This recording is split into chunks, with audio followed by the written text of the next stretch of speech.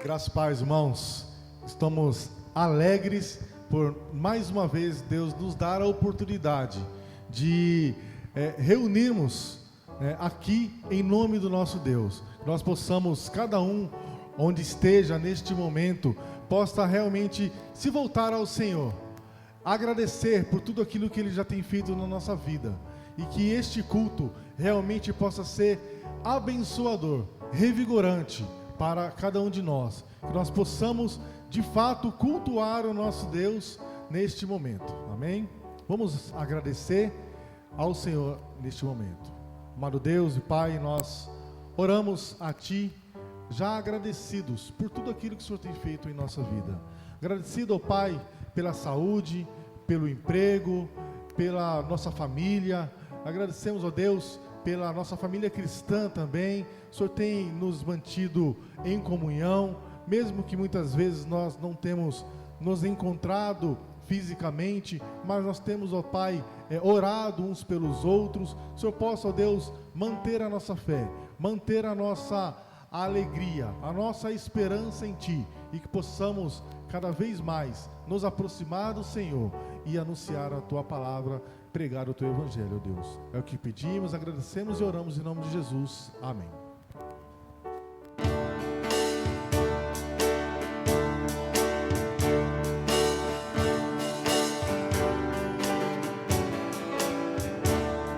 Perdido andei na escuridão, mas Cristo me encontrou, e com a luz do Seu amor as trevas dissipou.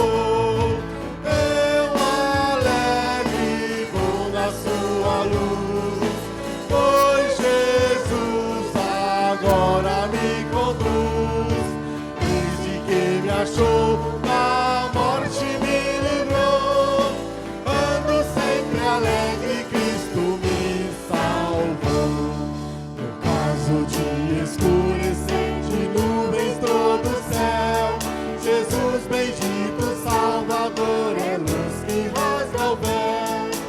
Eu alegre vou na sua luz, pois Jesus agora me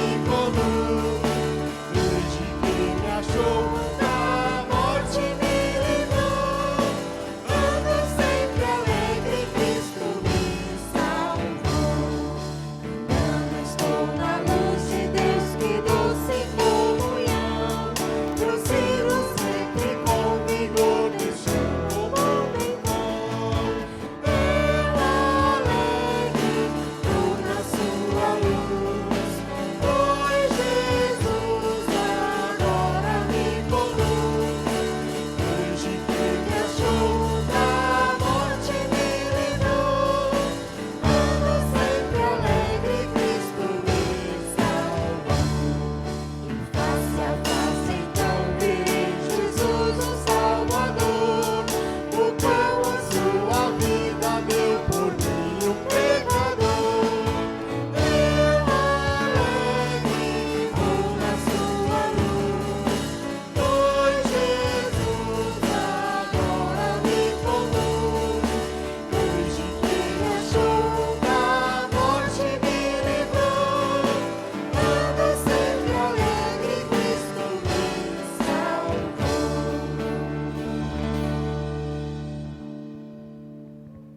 Irmãos, vamos passar para um momento de louvor congregacional, adorar ao nome do Senhor, soberano sobre todas as coisas, aquele que criou os céus e a terra, que tem poder e tem cuidado de nós em todos os momentos. Vamos lá?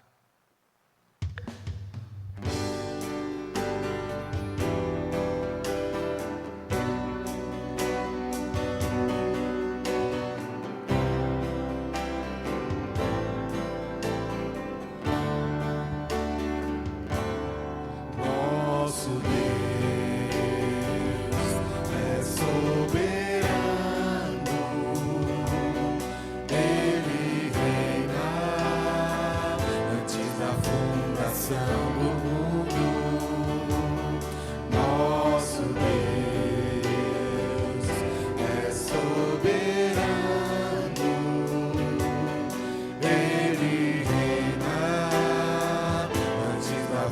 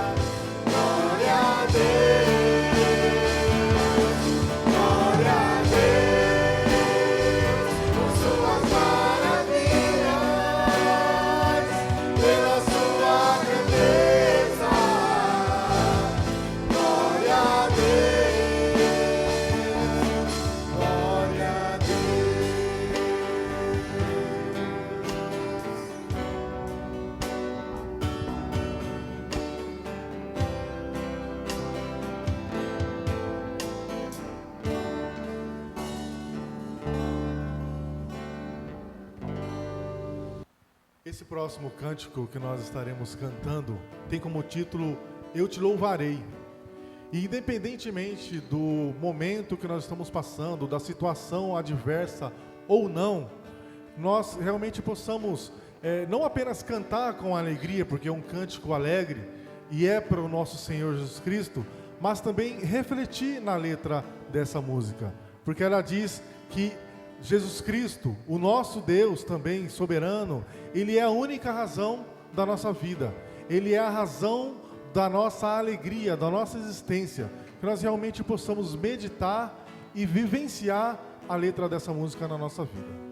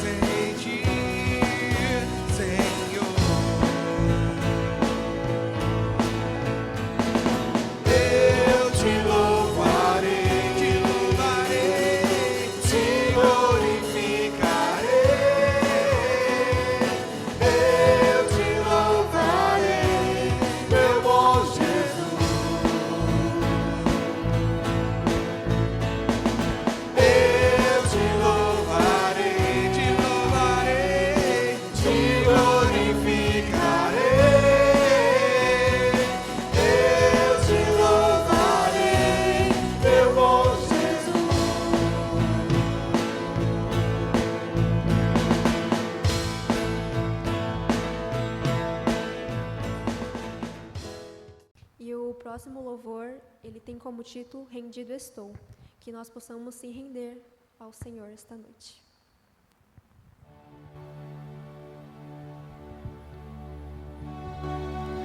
Toma-me, rendido estou aos pés da cruz e encontrei o que tenho, te entrego, ó Deus.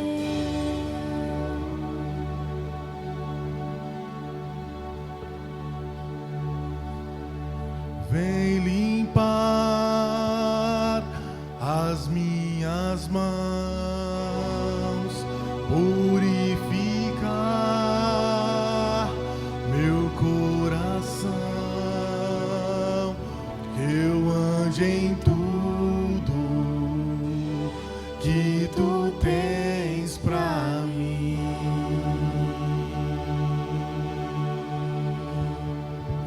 Oh, oh, oh.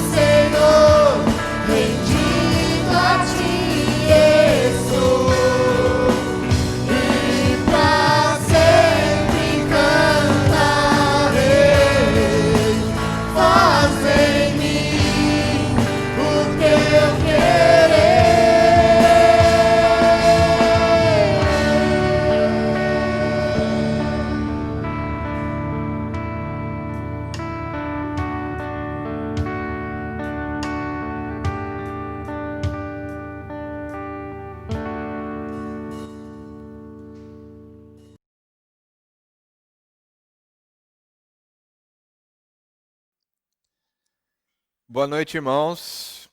Deus nos abençoe.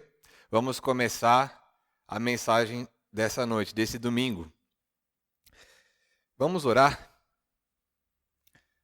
Senhor Jesus, nós te agradecemos pela sua bondade de sempre em cuidar de nós durante todo o momento.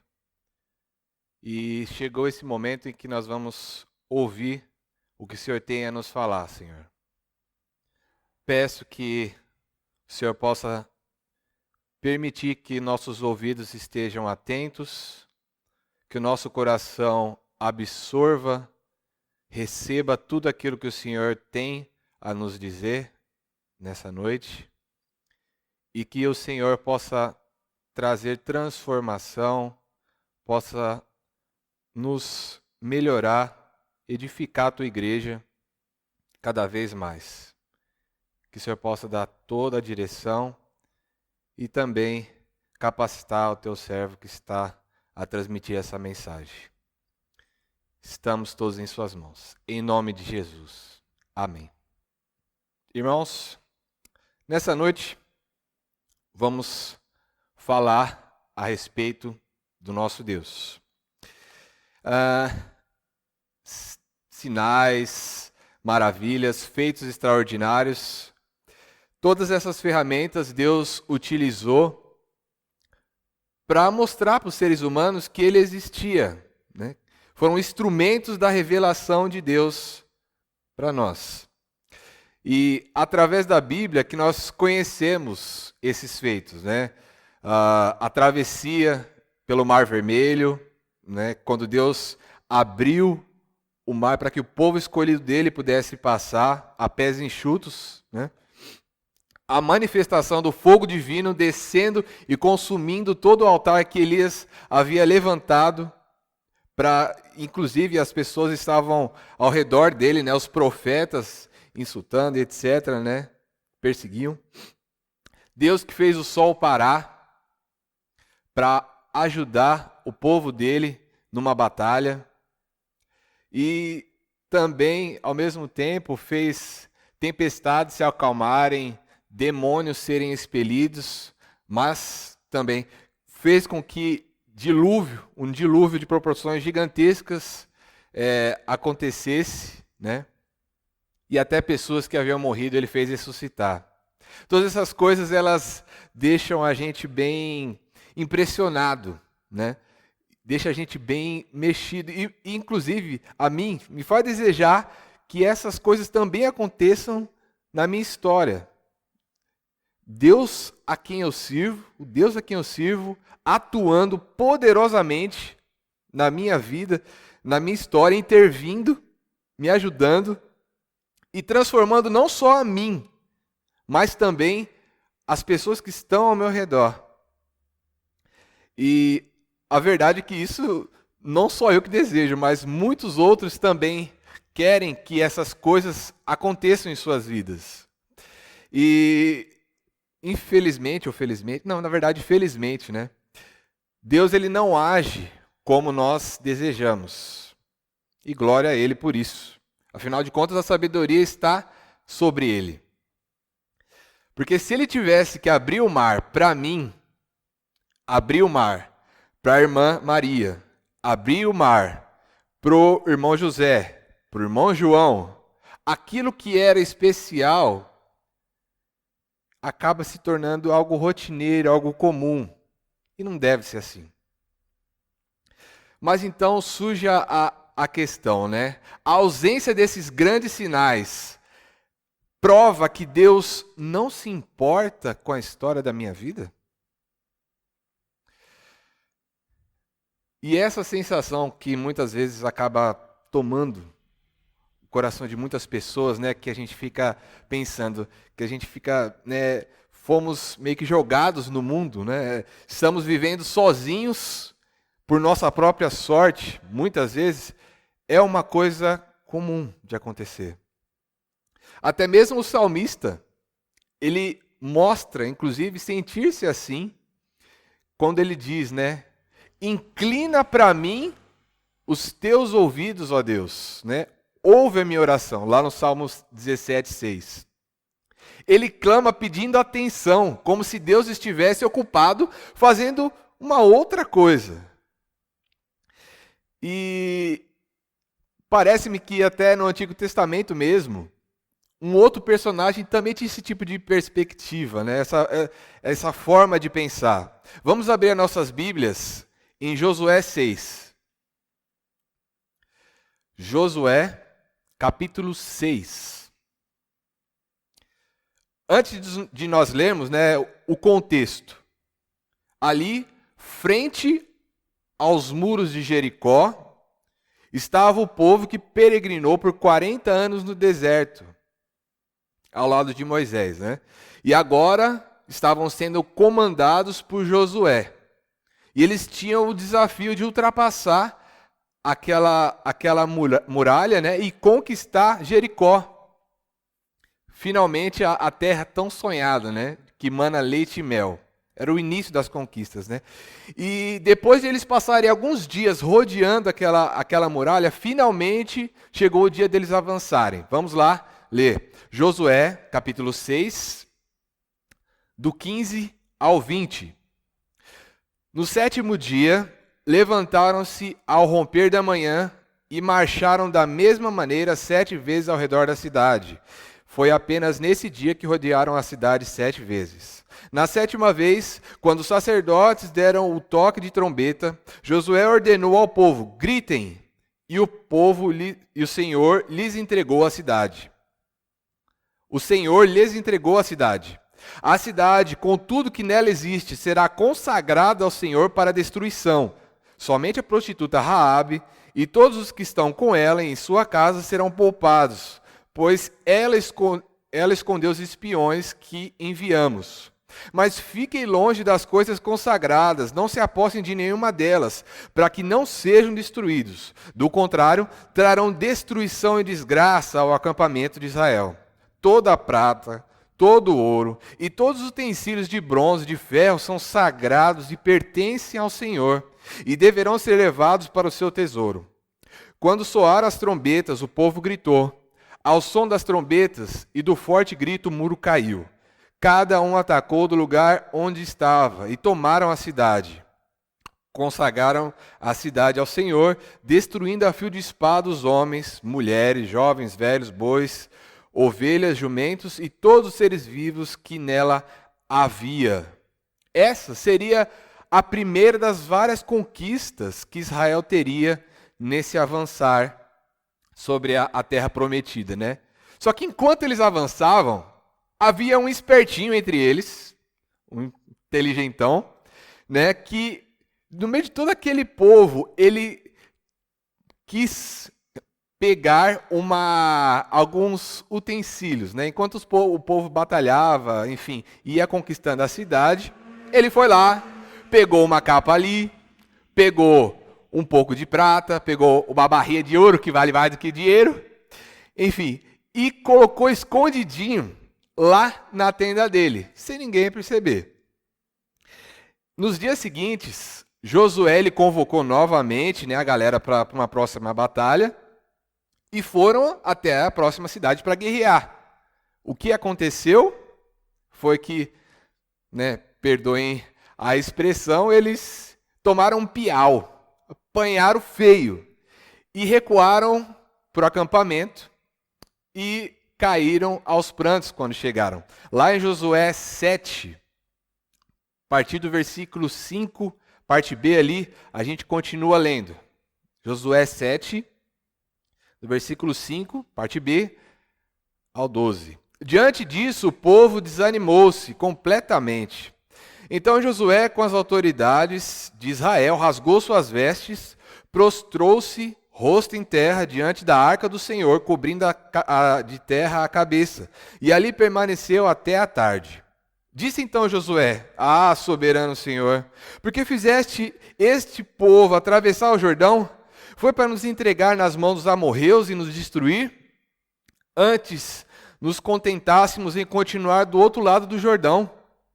Que poderei dizer, Senhor, agora que Israel foi derrotado por seus inimigos? Os cananeus e os demais habitantes dessa terra saberão disso e nos cercarão e eliminarão o nosso nome da terra.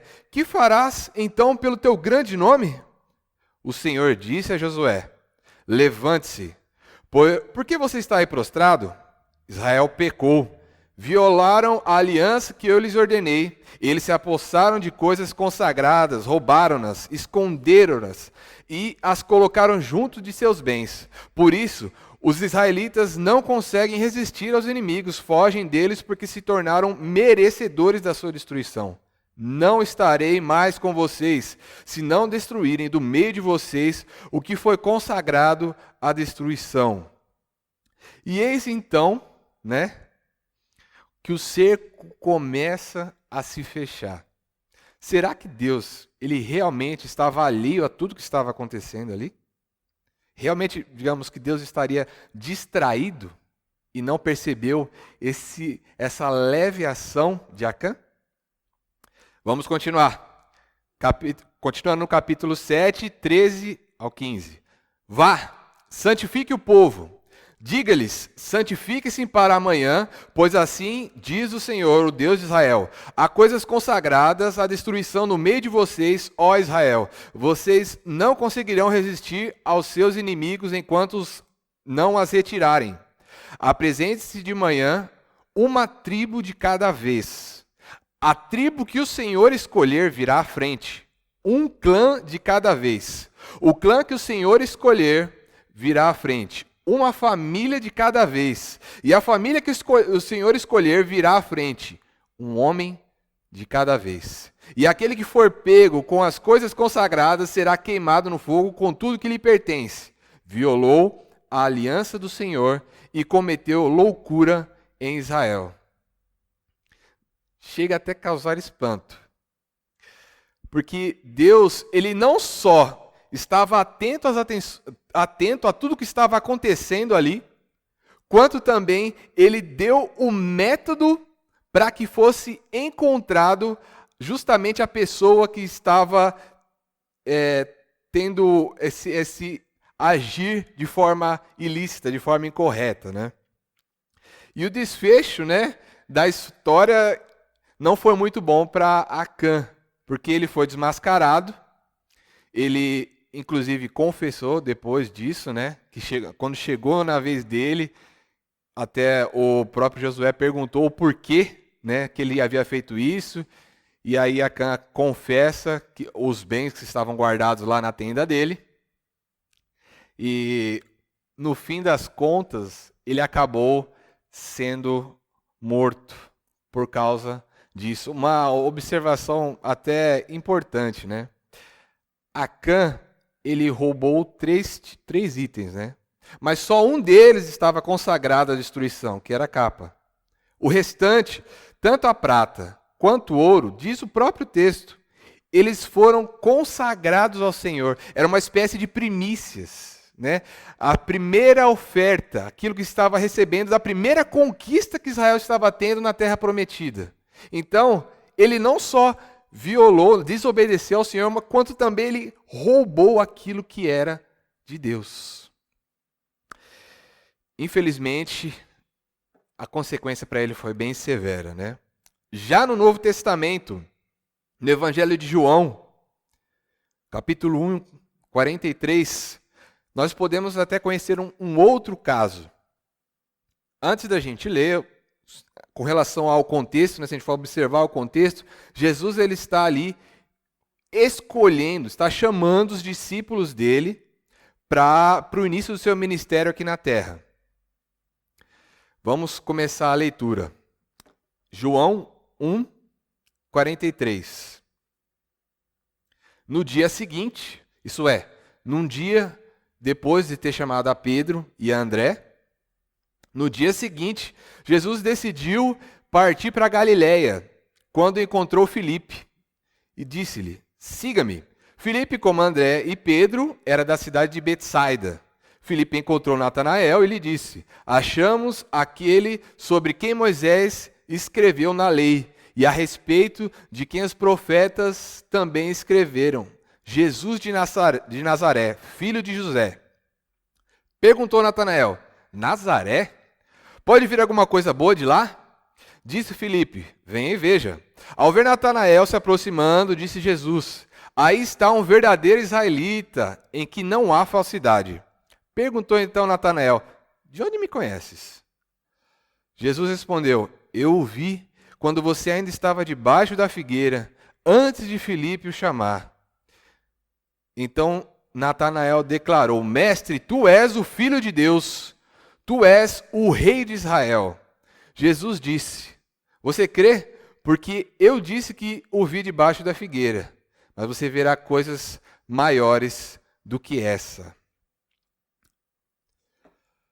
A verdade, irmãos, é que quando Natanael ele foi chamado por Filipe, ele já não estava muito meio que acreditando que aquele fosse o Messias mesmo, né? Messias veio de Nazaré? Certeza que é fake news. Certeza, certeza. Vou dar com os burros na água. Mas qual foi o espanto dele ao perceber que realmente frente a ele estava o Filho do Deus vivo? E a fé que outrora estava estagnada voltou a correr nas veias dele, né? Quando ele entendeu que o Deus encarnado, o Todo-Poderoso, o soberano realmente sobre tudo, acompanhava atento também a vida dele, nos acontecimentos mais simples, nas coisas mais corriqueiras. Jesus não estava fisicamente perto dele, mas como Deus, ele observava, ele tinha ciência de quem ele era e de que estava passando sobre a vida dele, né? Um outro encontro semelhante aconteceu com a mulher samaritana. Alguns versículos após, né? Alguns capítulos após, capítulo 4 também de João. Jesus estava cansado, né? Depois de uma viagem, estava já em Samaria, e aí ele resolveu sentar-se à beira de um poço.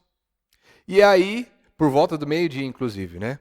E aí chegou a mulher samaritana, né, para ir retirar água. Jesus, mesmo sabendo que não era costume, ou não era um costume dos homens conversarem, principalmente com mulheres samaritanas, né, porque havia uma rixa entre judeus e samaritanos, né? Ainda assim ele quebra os padrões e começa uma conversa com ela, né? E aí ele fala, né, mulher, essa água que você está tirando, você vai tirar, tal, mas você vai ter sede de novo. Mas a água que eu tenho para te oferecer é uma água viva, que depois que você beber, nunca mais você vai ter sede. Aí ela, tá, beleza, então me dá um pouco dessa água. E ele fala, tá, então vai lá, chama o seu marido e depois volte aqui e aí eu te dou. Vamos lá acompanhar o restante do que se fala. João 4, a partir do versículo 17. Então ela respondeu para Jesus, né? Eu não tenho marido. Jesus lhe disse, você falou corretamente, dizendo que não tem marido.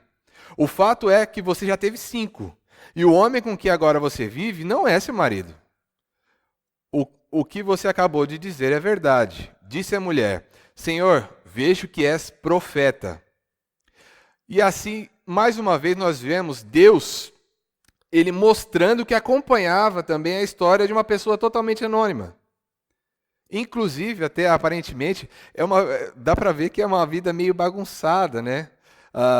Meio atrapalhada, porque para alguém ter tido tantos casamentos, não era algo habitual da época. Na verdade, até nem na nossa época é uma coisa muito comum de se ver, né? E, de qualquer forma, toda aquela conversa acabou marcando a vida dela. E aí ela foi chamar as pessoas para conhecerem esse Messias. Mas o curioso dessa história é que quando ela foi chamar, a fala dela foi interessante. Ela diz assim, venham, me sigam, porque eu encontrei alguém que tem uma água diferente, que quem beber dela vai ter, nunca mais vai ter sede. Foi isso? Não. Não foi. Foi por acaso, venham gente, vamos lá, que eu conheci alguém que se diz ser o Messias, E ele ensinou a verdade sobre a questão da adoração. Ele vai nos indicar o local certo para onde a gente deve ir adorar. Foi isso? Não. Quando ela vai atrás das pessoas, dos seus conterrâneos, para espalhar a notícia e chamar eles para averiguarem, o que ela diz venham ver um homem que disse tudo aquilo que eu havia feito. Será que ele não é o Cristo? Fato é, irmãos, que apesar de nós nos sentirmos muitas vezes desamparados, sozinhos nesse mundo, talvez até desprezados por Deus, essas sensações elas não são verdadeiras. Aquilo foi especial para ela, Deus a conhecia, Jesus a conhecia a sua história. E muitas vezes, na própria palavra, Jesus ele busca trazer esse descanso para as nossas almas, né? Essa confiança de que a gente pode realmente acreditar que Ele está cuidando de nós, que Ele conhece a nossa história, né? Tanto que Ele fala que até os fios da nossa cabeça estão contados, justamente para dar segurança para a gente. E, por fim, já finalizando, o que podemos guardar no nosso coração a respeito dessas coisas que foram ditas essa noite? Os links finais. É uma lição com duas áreas distintas. Primeiro, Deus, ele sempre está nos assistindo. Sempre. Sempre. E que isso reforce em nós o nosso respeito, o nosso temor, para os momentos em que a gente se vê prestes a ser tentado ou cair em pecado, a gente recuar, a gente recordar que tem alguém ali que está sabendo o que está acontecendo. E a gente, inclusive, até nas questões de reverência ao nome do Senhor, né? Para que nós, em todo tempo, sejamos reverentes. E o outro aspecto é que, ao mesmo tempo, nós possamos ter também confiança. Confiança. Até, inclusive, com uma mulher que tinha fluxo de sangue. Ela passou por muitos anos lutando contra uma doença, né? Enfrentando tratamentos, cuidados médicos, mas ela não conseguiu se livrar daquilo. Mas quando soube que Jesus estava, digamos, próximo, havia uma esperança, ela foi atrás dessa esperança. E ali, em meio à multidão, ainda apertada, né? Sendo uma pessoa totalmente anônima, em meio a tantos outros, ela foi e tocou em Jesus, né? Ela tinha fé que Deus, mesmo depois de tudo que ela havia passado, Deus não a desampararia. Deus não a desampararia, né? E no fim da história, ela descobriu o Deus que tudo vê. É o Deus que nos vê dos bastidores. Esse é o nosso Deus. É o Deus das grandes evidências, dos grandes sinais, mas também é o Deus que nos vê dos bastidores. E na próxima sequência, né, dessa mensagem, nós vamos falar a respeito não só mais do Deus que vê dos bastidores, mas do Deus que age também dos bastidores, de uma forma mais singela, mas ainda assim perceptível ao homem que é Ele atuando. Enfim, que Deus nos abençoe. Vamos orar? Senhor nosso Deus, nós agradecemos pelo seu cuidado constante, porque desde antigamente o Senhor, mesmo ser humano não merecendo, o Senhor tem nos observado.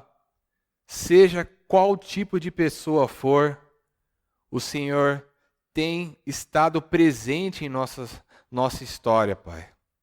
Não estamos desamparados, não estamos sozinhos no mundo, muito pelo contrário, o Senhor tem cuidado de nós de forma velada e também tem sido atento às nossas ações. Ó Deus, nos ajuda a ter essa percepção todos os dias, Pai, para que nós possamos honrar o Seu nome como mereces, Deus. Nos momentos de dificuldades, momentos em que nós nos vemos fracos, ou que a tentação bater na nossa porta, ajuda-nos a lembrar que há um Deus que nos vê. Ainda que estejamos sozinhos, num lugar em que imaginemos não sermos percebidos, há um Deus que nos vê.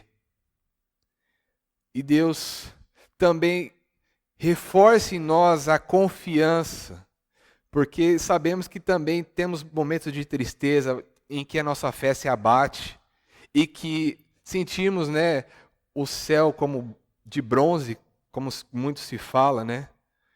Um Deus, às vezes, que parece estar em silêncio, mas o Senhor está presente na nossa história.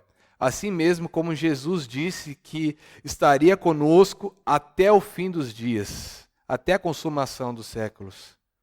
Ajuda-nos a lembrar disso, para que possamos, Deus, realmente enfrentar as lidas, as dificuldades dessa vida com a coragem, né? E cheios de fé, de esperança, de que o Senhor está ao nosso lado, sempre.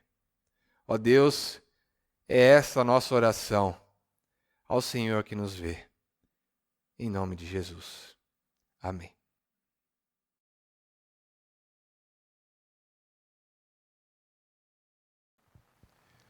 Esse cântico que nós agora vamos cantar para encerrar o culto, após termos ouvido a palavra do Senhor falada, que nós possamos cantar em espírito de oração, porque ele traz uma reflexão a nós, ele nos leva a pensar de fato sobre o que nós somos, o que nós temos, e nós imaginamos muitas vezes que nós conseguimos e conquistamos muitas coisas através das nossas próprias forças, mas a palavra de Deus nos diz que nada somos se não fosse o tão grande amor, a tão grande misericórdia do nosso Deus. Nós possamos refletir nessa letra que tem como título Eu Só Tenho a Ti. Deus realmente possa ser o nosso refúgio, a nossa fortaleza.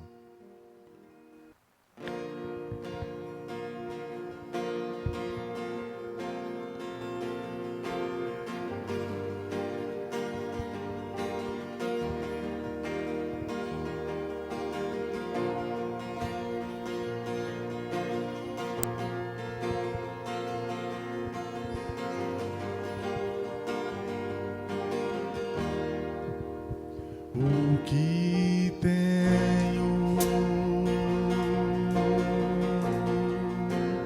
a não ser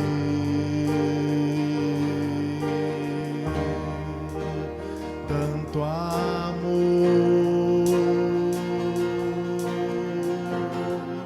em teu olhar,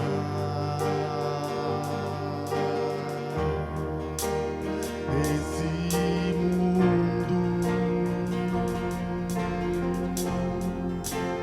vai passar,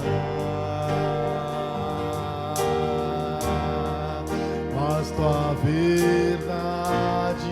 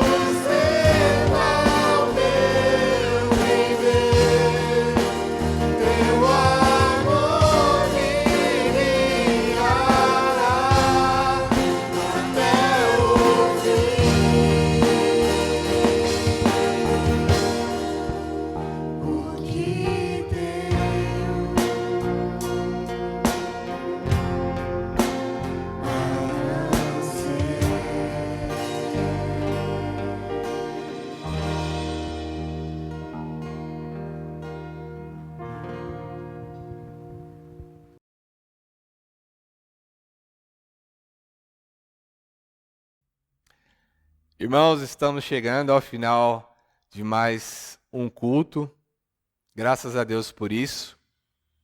E rogamos que o Espírito Santo os fortaleça, os guarde durante toda essa semana e que Deus possa nos conduzir em todas as coisas. Em nome de Jesus. Deus os abençoe. Amém.